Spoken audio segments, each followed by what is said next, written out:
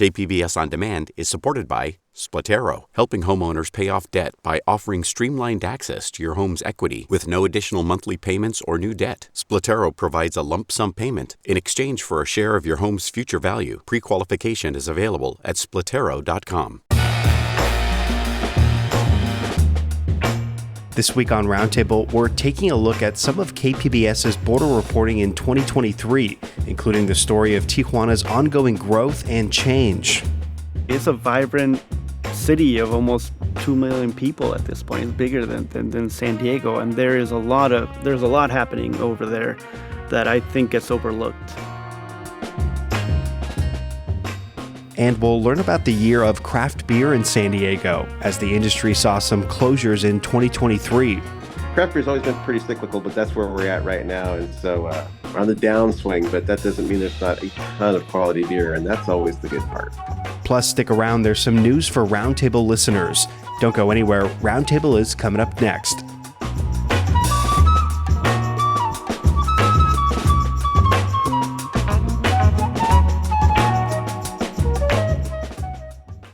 KPBS On Demand is supported by Splatero, helping homeowners pay off debt by offering streamlined access to your home's equity with no additional monthly payments or new debt. Splatero provides a lump sum payment in exchange for a share of your home's future value. Pre-qualification is available at splatero.com.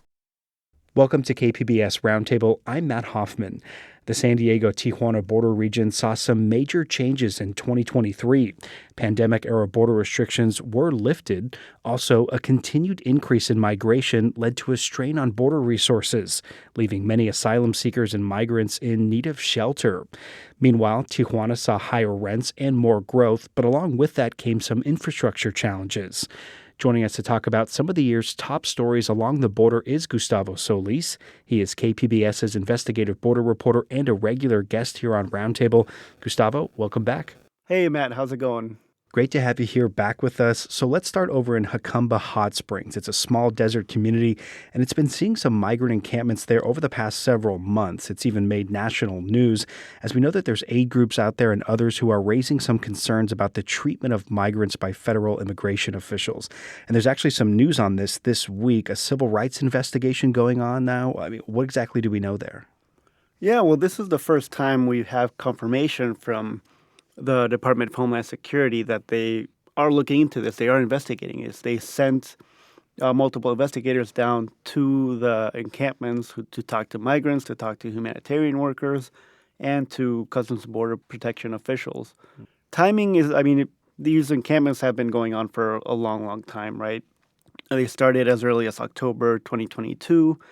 CBP has used them on and off throughout this last year, but they've really been used in full force since September. And when we say encampments, these are like outdoor, very informal, right? Like they're being told to wait out in the open, essentially. Oh, yeah. They're basically out there in the wilderness, right? No shelter. At the one in San Isidro, they had at one point one porta potty for like 400 people. The folks who are there, you see a lot of women and children, pregnant women, young children.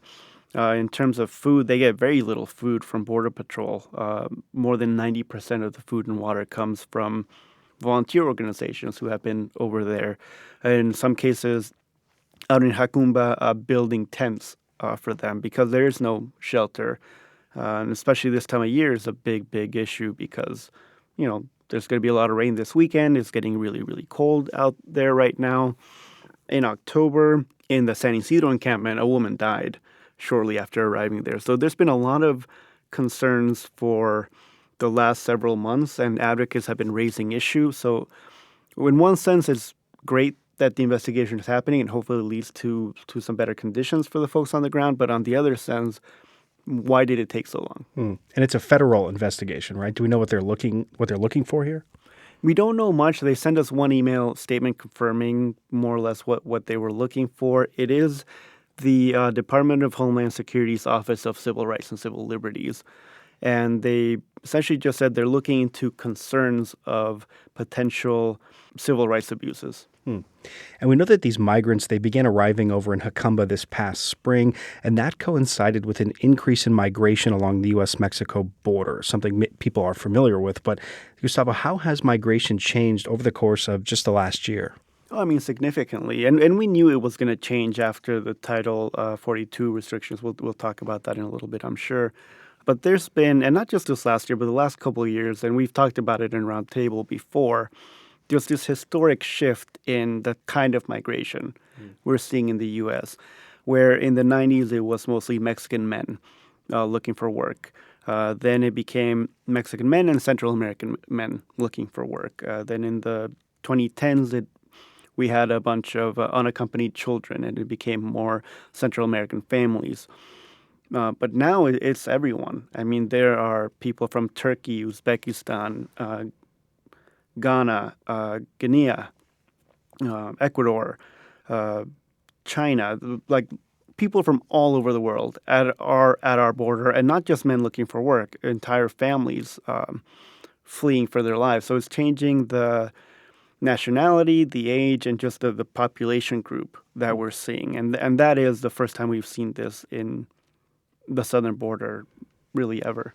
And I think you said fleeing violence in there because many of these people are claiming asylum, right? And even though when they come to San Diego, like a lot of these, I think you said this before, a lot of the people don't end up staying here, right? Like we see these numbers about, 40,000 migrants dropped off in the last X number of weeks, but they end up traditionally moving on somewhere else.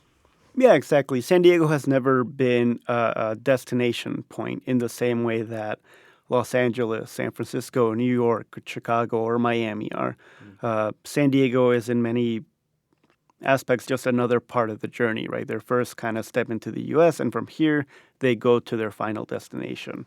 So we have seen the continuation of that, right? A lot of the shelters from, Jewish Family Services and Catholic Charities, they'll say that the average length of stay is something like 1.2, 1.8 days, right? Just enough time to get in contact with your sponsor, your relative, and then buy a plane or bus ticket home.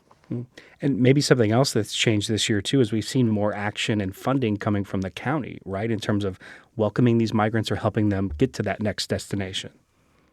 Yeah. I mean, the funding, it has been a bit of an issue, and even like the source of it is kind of a little bit questionable, right? Because we say it's coming from the county, and it is being allocated from the county, but it's money that the federal government gave to San Diego County. And that's been a really interesting development in the last couple of months, just really city and county officials saying, hey, the federal government needs to do more money.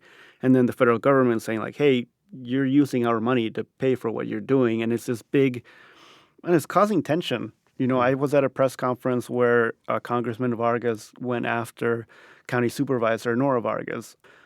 Who's paying, who's not paying for it. It is really causing a lot of tension.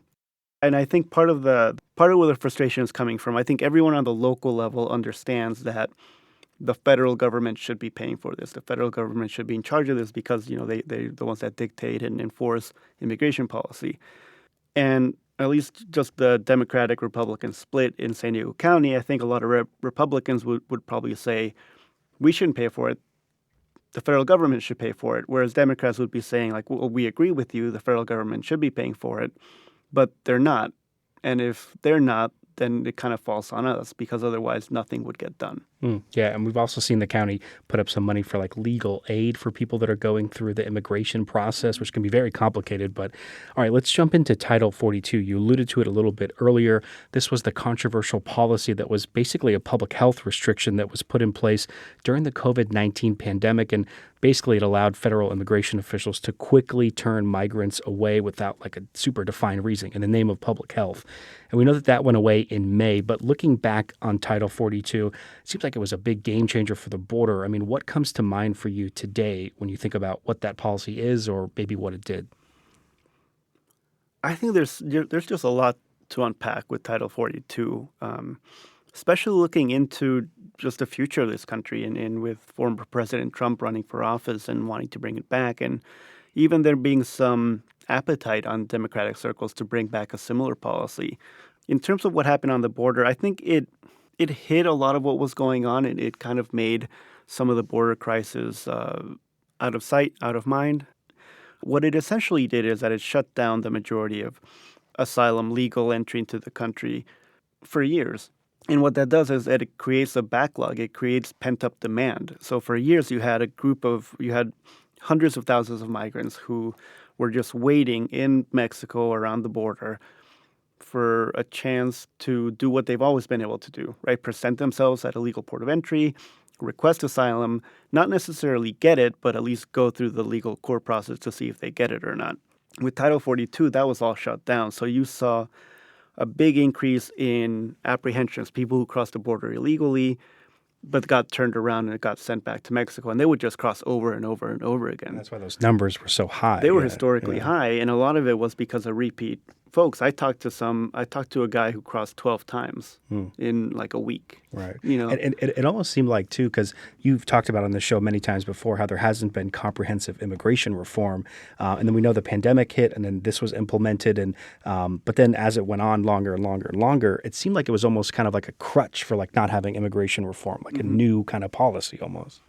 Yeah, I mean, that's essentially what it's been. Like DACA is a similar program that's sort of become a crutch. Title 42. Deferred action for childhood arrivals. Yeah. Right. So there, I mean, immigration policy since the 90s has just been executive orders and legal challenges are what make it. It hasn't really been fundamentally changed in a while. And with Title 42, when it was lifted, the idea was that well, there were two schools of thought. One was that we had a bunch of pent-up demand on the Mexican side, so we would see an increase in numbers, but then it would kind of flatten out after that pent-up demand was already met. The other school of thought was that it would just unleash, open the floodgates, essentially, if you will, and have more migration. I think it's too early to tell which one is happening because there's a lot of play out here, right? There are really significant just global events happening that are pushing migration, political unrest, wars in multiple parts of the country, famine connected to global warming. In Latin America, the spread of criminal gangs that make life untenable in some of those places. Those are all push factors that are bringing people to the border that are independent of Title 42. So it's and that's the thing about covering migration and even looking at this topic. There are so many factors at play that it's very difficult to pinpoint to one policy or one incident as a reason for everything. Right. No, totally. But to all these policies, there is like a human aspect to this. So like there's a human impact. And I think a series of stories that you did that really showed that was the record number of border fall injuries. And I think you said that there was like 360s just from San Diego's border wall. And in your reporting, you spoke with UC San Diego Health's Dr. Alexander Tenorio. And here's some of what he told you. And I just started noticing all these brain and spinal cord injuries from migrants coming in. And the reason it stuck with me is because my parents, they're immigrants. They crossed the same border. So that was very personal to me. So I started just looking into it. So, Gustavo, why are we seeing not only more injuries from the border wall, but, more serious injuries here in San Diego? Yeah, I mean, that goes back to 2019 when we started replacing the existing border wall with a taller border wall. This was Trump's big, beautiful wall that Mexico would pay for, but we ended up paying for it. And that is one part of this whole, immigration, complex immigration story that you can point to one thing that made a big difference, and the size of the wall is it. And you can see the numbers jump from 2019 to 2020, 2021, 2022. It was just a big spike. And you mentioned we had a record year. This is the third record year in a row. It's been record after record after record, and nothing's really being done about it. Now, the reason why injuries are not just more frequent, but also more severe is because you're falling from a taller distance. And in terms of we know that, Trump's border wall you were just mentioning there, but Biden has continued building that here in San Diego, right? The same border wall that Trump started. Oh, he's building it right now. Yeah, I actually saw it on Monday when I went to do a separate story about art along the border. Was that down at Friendship Park? Or? Yeah. Okay. Yeah, that was down at Friendship Park. And that's one of the big things that Biden has been getting criticized for on the left because he very publicly said he would not build another foot of wall. And here we are seeing it every day in San Diego that he's doing exactly that. And moving south of the border here for a minute, another story you had covered was the growth of Tijuana and that city there. But there's also been some challenges that have come along with that and the modernization. You've reported on San Diego's high housing costs that are contributing to rising rents in Tijuana as well. I mean, generally, when you look at Tijuana, what have you seen over the last year there? Incredible amount of growth. I think the Tijuana skyline is changing before our very eyes. You're seeing skyscrapers go up. That's just on the residential side. On the commercial side, there is a vacancy rate of less than 1% when it comes to commercial property over there. So it's booming, and it's been booming for a long time. But as you mentioned, when you were framing the question, that growth isn't being done in a very smart way. I talked to an expert in Tijuana who just says city planning doesn't exist in Tijuana. Permitting, I remember from your story and all Yeah, that. and what kind of has struck me was he'll say, like, even if Tijuana does a city planning process, it takes a couple of years to come up with a city plan. And the city is growing so fast that even if Tijuana does, spend a couple of years to come up with the plan, the city's already outgrown that plan. It's just incredible rate of growth that is really exhausting the infrastructure, and you see it in all walks of life. The most obvious is traffic in the city, going out of the city into San Diego, going into the city, into Tijuana, but also just on the sewage issue has gotten way worse to the point where Imperial Beach and Coronado are routinely closed, and a lot of that does fall on lack of infrastructure in Tijuana. Yeah, we know that there's supposed to be some money going there to eventually fix that issue. But Gustavo, as we wrap up here, we've covered some of it, but certainly not all of it here. I mean, are there any other stories that stand out to you from this year along the border? I mean, Ped West comes to mind, the roller coaster of the closures there. But one on a lighter note that I remember from you was, the Tijuana Little League team making it all the way to the Little League World Series. But any other stories that stand out to you?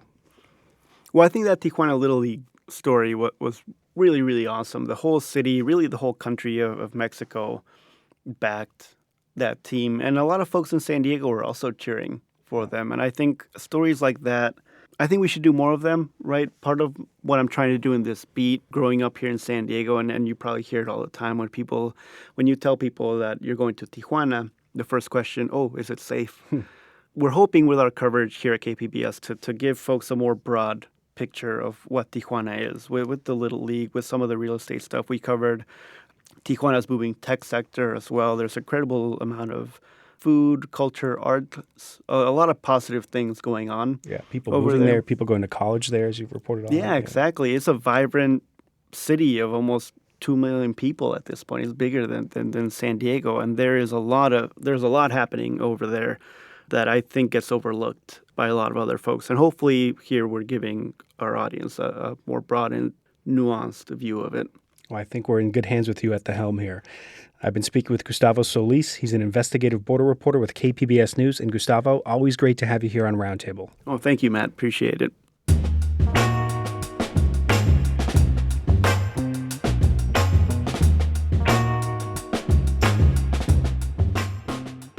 When Roundtable returns, we'll hear about the state of craft beer in San Diego, and we'll get some beer recommendations for the holidays.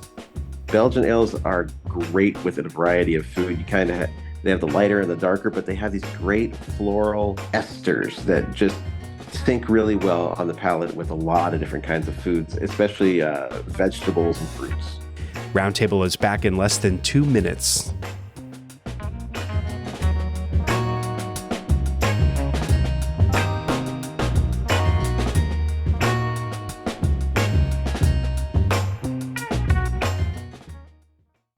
KPBS On Demand is supported by Splatero, helping homeowners pay off debt by offering streamlined access to your home's equity with no additional monthly payments or new debt. Splatero provides a lump sum payment in exchange for a share of your home's future value. Pre-qualification is available at splatero.com.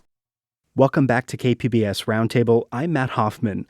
What a year it's been for beer in San Diego. At the 2023 Great American Beer Festival earlier this year, 5 San Diego breweries took top prize this year. It's the nation's largest pro brewing competition. Among the gold winners were Ballast Point, Belching Beaver, B&S Brewing and Distilling, East Village Brewing, and Taproom Beer. That list alone shows just how far-reaching the craft brew industry is in San Diego. But it hasn't been without its challenges this year.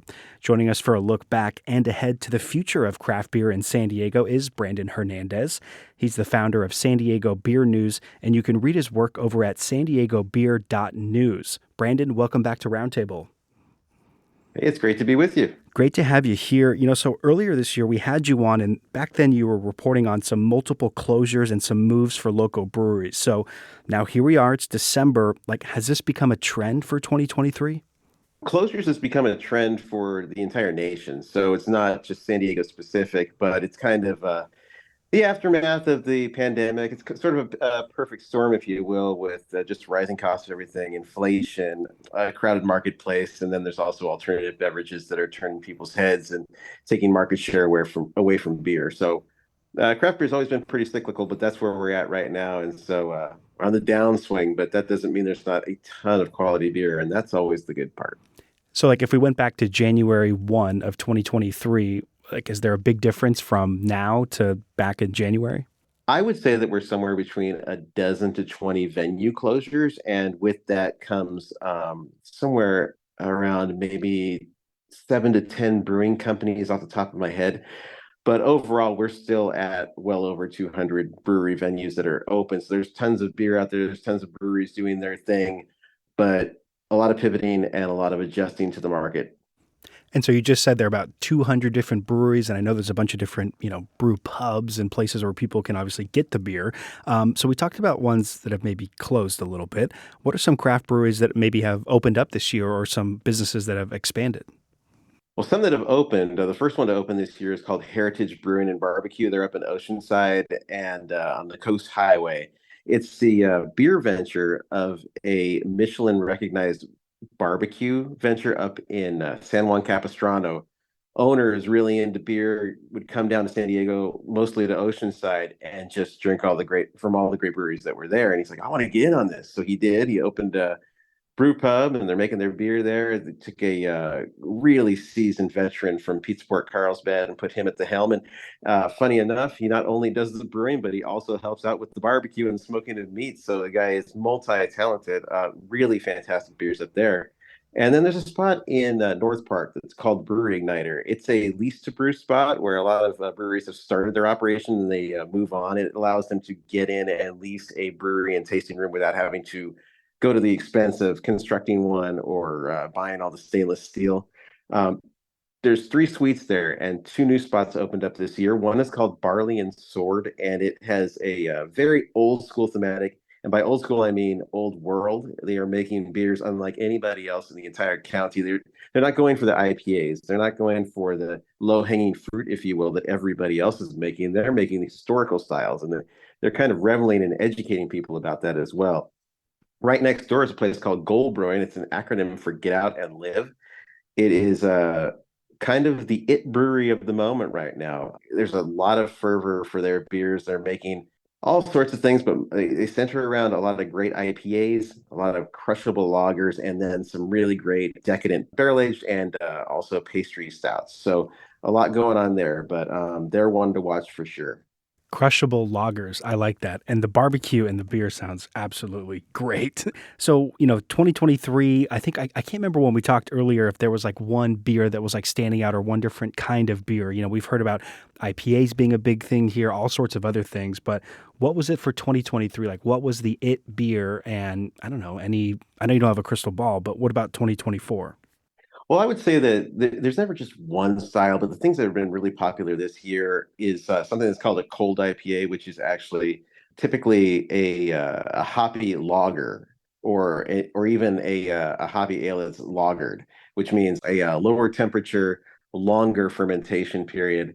People are really into those, and they've gotten better over the years. This year, people were making very good cold IPAs, but then also people are still into Mexican lagers and these more kind of the American adjunct lager that you would see from a big company, but made on a thoughtful craft level. So they would be the ultimate crushable lager. And by crushable, it just means like you start it and you finish it quick. You enjoy it. You grab another one. It is what you have after the lawnmower session. So people are just really into drinkable beer right now that tastes like beer.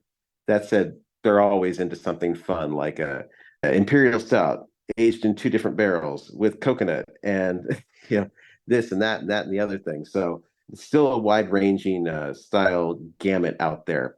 For 2024, I think we're going to see more of these beer flavored beers as well, which I think is great. As a beer fan, it's nice to see people experiment with IPAs and making hazy IPAs or fruited IPAs and things like that. But I like watching the pendulum swing back to kind of what got us there in the first place.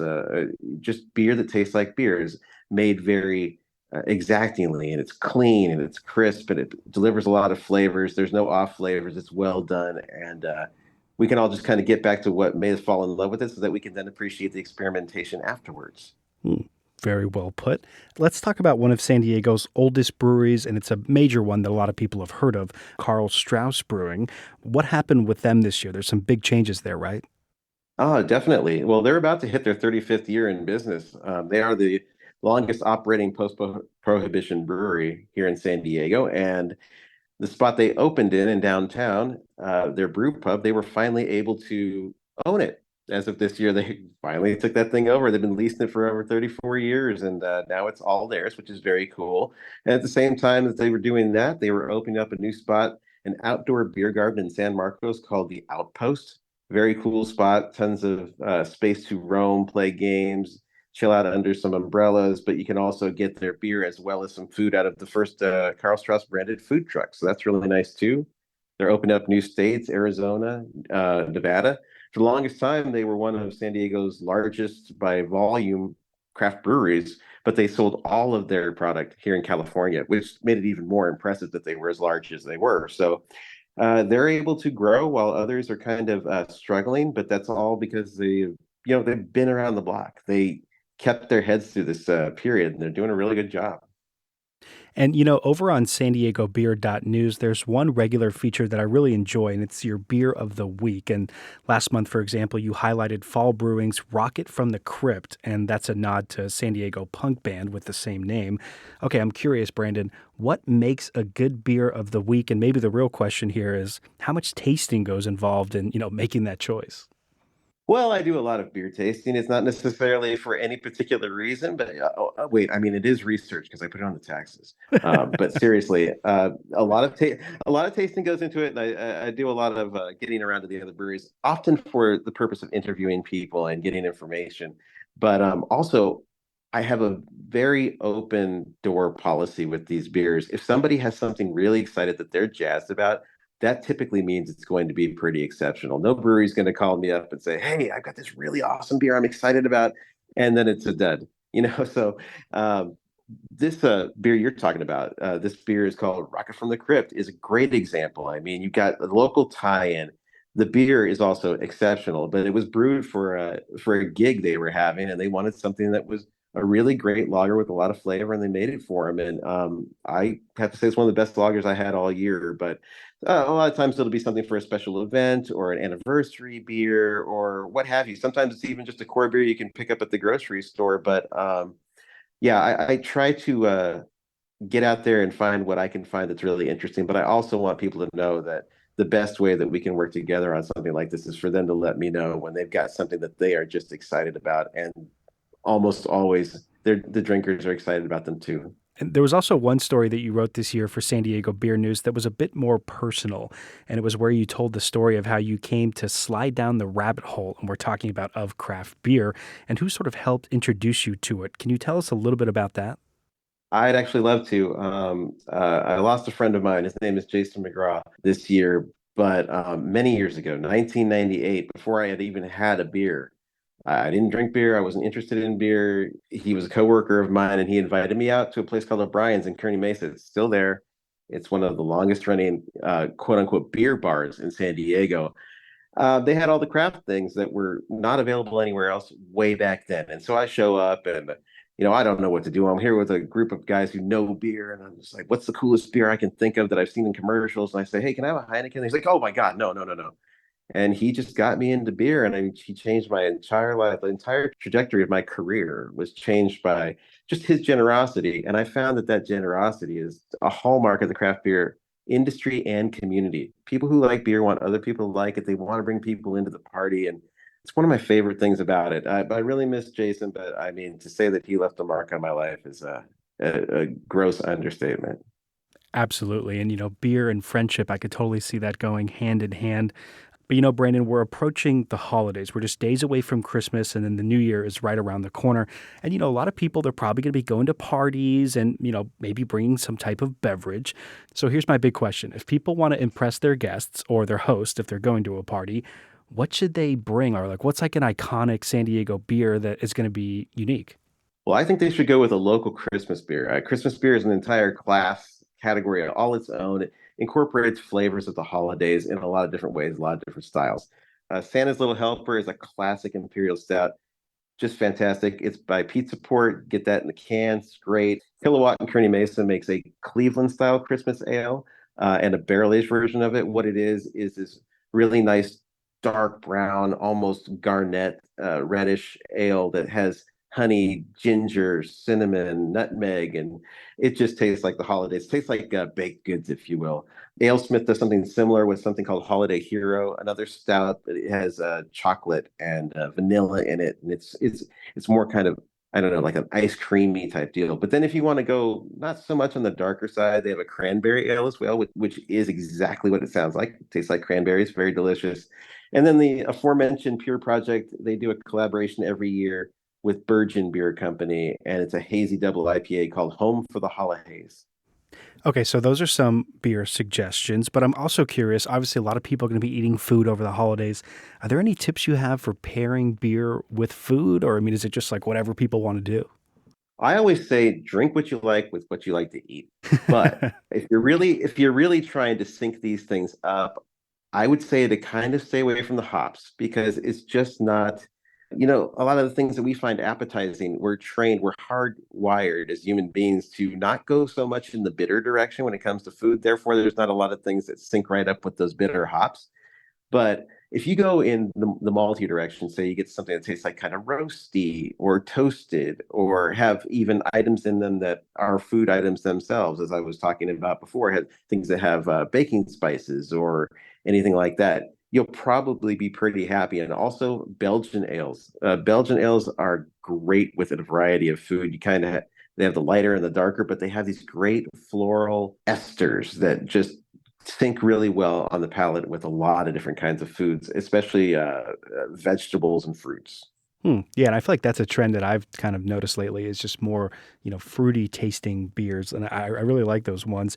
Okay, so as we wrap up here, Brandon, we've been talking about some turnover in the industry in 2023, some closures.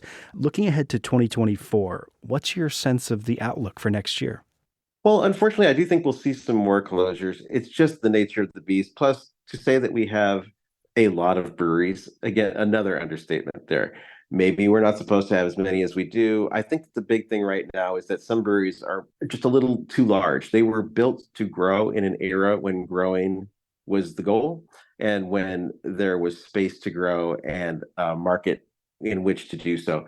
So a lot of them are trying to do a new thing called growing down, where they're making their operations smaller so that they can manage in this new place where we're at and kind of tread water maybe until we get to the next environment where growth is encouraged and also possible. So I think we're going to see a lot of smaller operations open up or breweries become smaller and try to be a lot more community focused, be more about like what they were before they had dreams of growing, more about owning home, really being part of the San Diego community and having their part within it. People are already doing that and they're seeing success with that. And some of the smallest places to open are doing the best because they're bringing beer to a very finite customer base who just love them. And I kind of think that that's what craft beer was always supposed to be about, and it just blew up. But in reality, maybe it was supposed to be something that serviced the people right around you, and you could, put your arms around them and give them exactly what they want. And, I think that we're seeing success there, and that could actually be a really good thing. I've been speaking with Brandon Hernandez from San Diego Beer News. You can read more of his work over at sandiegobeer.news. And Brandon, thanks so much for joining us, and thanks for all the holiday tips here. Thank you. Happy holidays and Happy New Year.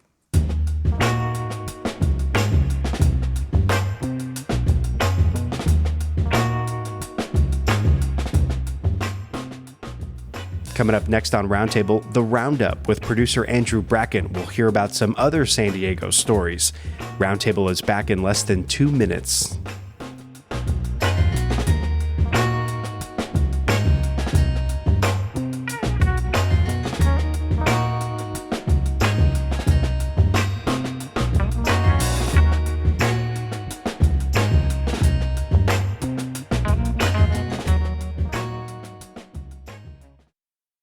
This is KPBS Roundtable. I'm Matt Hoffman.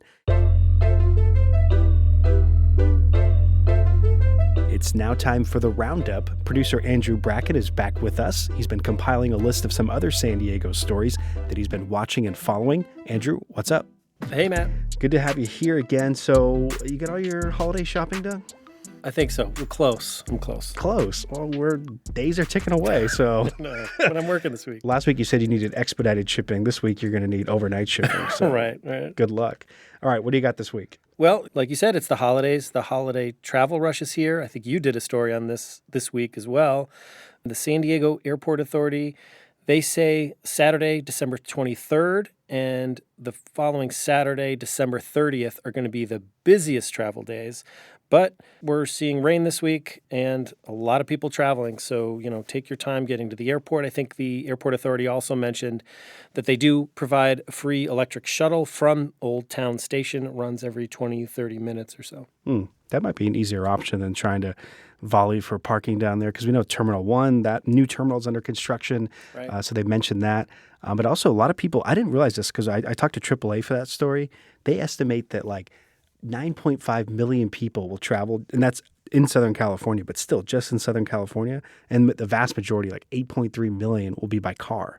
So be prepared. And there could be some showers, throughout the new year. So, drivers got to be careful out there. But I imagine, I always love, I don't know about you, but seeing that shot from KTLA or something of the LA freeway, and it's just gridlock. And they're here it is. I don't like seeing that because I'm probably going to be part of that at some point. Yeah, because you have to go up to LA, so yeah. You'll be part of it. All right, what else? Continuing on the holiday travel front, I don't know if you remember last year, but there was that major outages from Southwest Airlines that really disrupted millions of people's holiday travel in 2022, including some in the KPBS newsroom, I think. The U.S. Transportation Department has fined Southwest. They're going to be paying a fine of about $140 million for the disruptions from last holiday season. Yeah, it was pretty brutal. I know for tons of people across the U.S. here in San Diego, California. But I remember I had my flight canceled. It was the day before Christmas Eve. And so I had to rent a car on the next day, Christmas Eve. And I drove up from San Diego to Sacramento. Ended up getting it done. And I will say Southwest did cover the cost of the car and everything like that. So, and they did refund the tickets and they gave bonus points or something. But hopefully I don't have to go through that again this year. That's all I'm saying. Okay, what else? There's an update on the electric scooter company Bird. It was the last one running in San Diego. I think they left the San Diego market last month. Well, they announced they're filing for bankruptcy. They're still running in, over 300, I think it's 350 cities around the world. But they're going to file for bankruptcy. Who knows what that means, if it's restructuring or whatever. But just seeing those ongoing issues with those electric scooters, they were once so popular. I think some of the added regulations, I wonder how that plays a role into... You brought that up before on Roundup. Yeah, the city changed their rules, and a lot of the companies ended up leaving, and Bird left in November. Yeah, and who knows if they'll be back, because I remember when you did that story, you said it was like a winter snooze or something, like them leaving. So you got to wonder about that. But I know I've taken the Birds here in San Diego, and when you do it, you can buy a bulk, a $20 credit to do the Birds. I still have money on my account, so... Oh, well, do I get that back, or what's the deal? I don't know how that's going to impact that. That's a good question. Remains to be seen there. Okay, what else? Well, Fox 5 had a story on lobster season. It's underway. Lobster season in San Diego, it runs between October through March.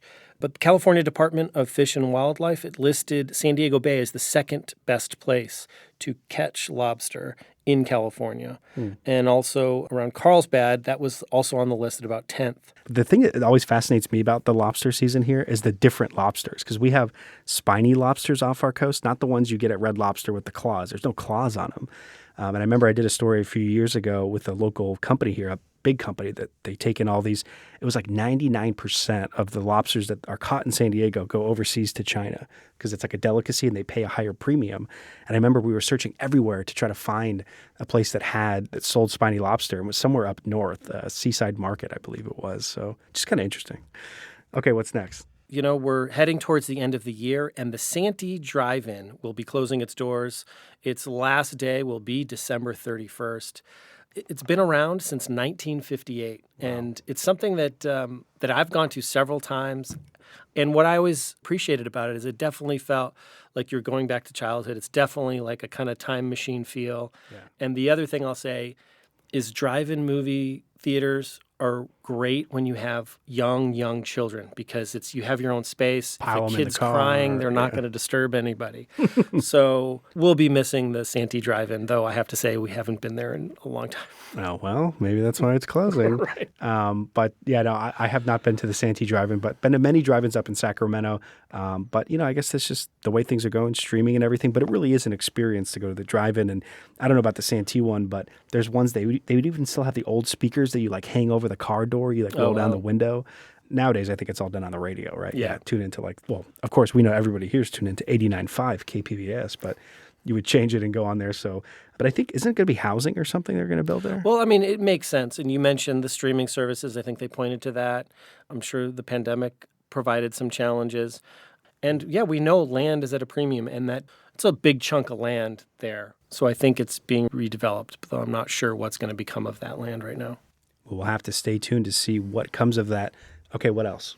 The former San Diego Chargers, now in Los Angeles, as we know, they recently inducted a pretty popular player here in the 2000s, Antonio Gates, star tight end. And he was inducted into the Team Hall of Fame. He gave a speech in Los Angeles. He did make reference to what he called his second home of San Diego. Here's what he had to say. To the city of San Diego,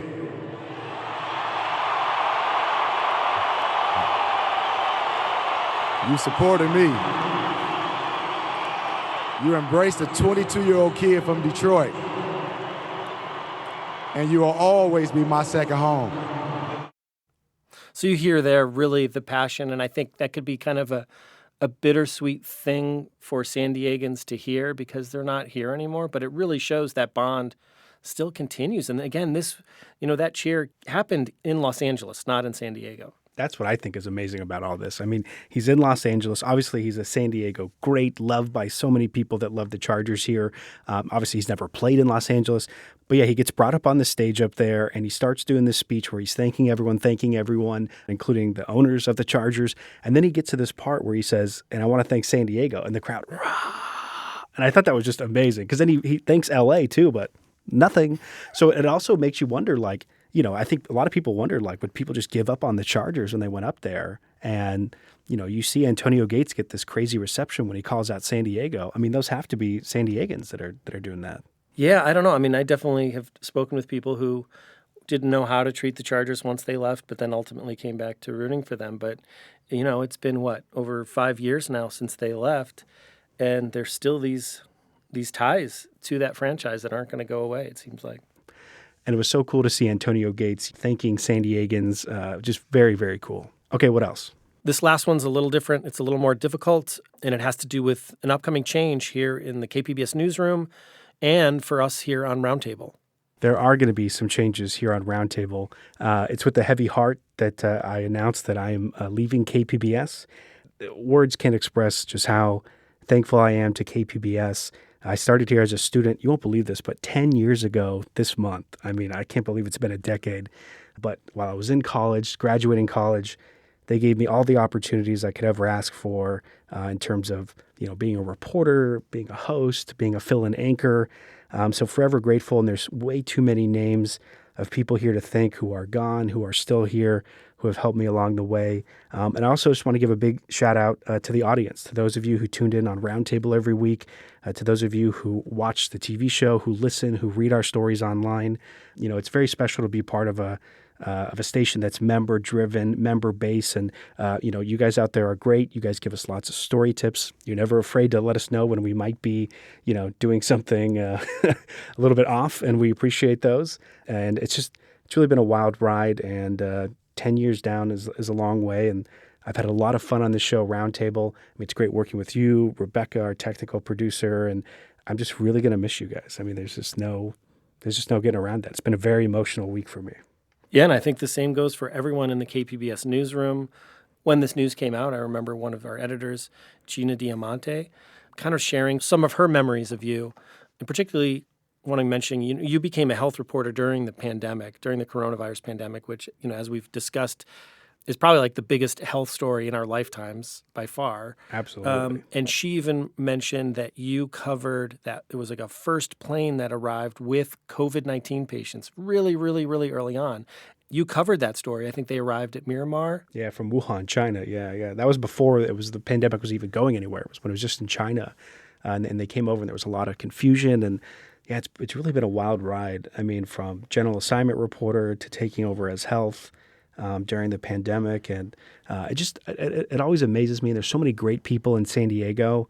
Just to know that they would trust you to tell their story, sometimes very heavy stories, sometimes fun stories.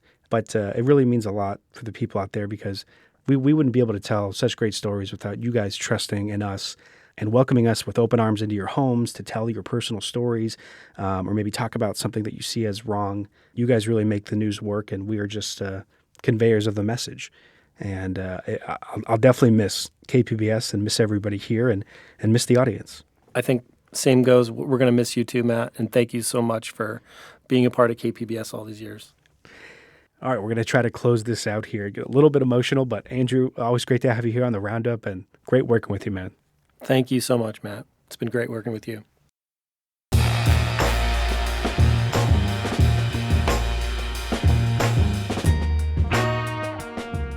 That's going to round out Roundtable for this week. And for me, one final time, we always appreciate you being here. As always, if you missed any part of our show, go ahead and check out the KPBS Roundtable podcast wherever you get your podcasts. Our show airs on KPBS FM at noon on Fridays and again on Sunday at 6 a.m. Roundtable is produced by Andrew Bracken. Rebecca Chacon is our technical producer, and I'm your host, Matt Hoffman, signing off for one final time. I will say, though, the show is in good hands. Expect to hear a little bit more of Andrew Bracken as he takes over here on Roundtable. Thanks again for listening and for all the memories over the years. Have a great weekend and a happy holidays.